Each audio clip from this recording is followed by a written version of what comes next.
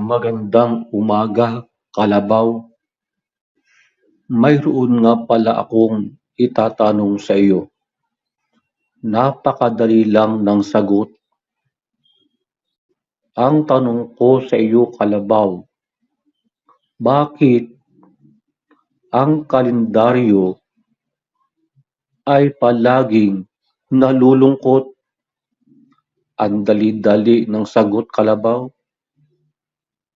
O ano, alam mo ba ang sagot? Hindi pa rin.